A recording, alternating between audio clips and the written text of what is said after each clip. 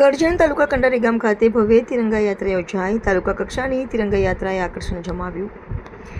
કંડારી ખાતે યોજાયેલ તિરંગા યાત્રામાં ધારાસભ્ય, જિલ્લા ભાજપા પ્રમુખ જોડાયા। માનવ કેન્દ્ર સ્કૂલની બેન્ડ સાથે યોજાયેલા યાત્રાએ ભારે આકર્ષણ જમાવ્યું। યાત્રામાં ગાંધીજી, ભારત માતા જેવી વેશભૂષાથી સજ્જ બાળકો રહ્યા આકર્ષણનું કેન્દ્ર। 1 કિલોમીટર લાંબી તિરંગા યાત્રાએ ગામના દેશભક્તિનો માહોલ સર્જ્યો। ભાજપા કાર્યકરો, પોલીસ જવાન, વિદ્યાર્થીઓ, સ્થાનિક નાગરિકો મોટી સંખ્યામાં જોડાયા। ગુરુકુળથી નીકળેલ ભવ્ય તિરંગા યાત્રા ગામમાં ફરી સમગ્ર યાત્રાથી દેશભક્તિ।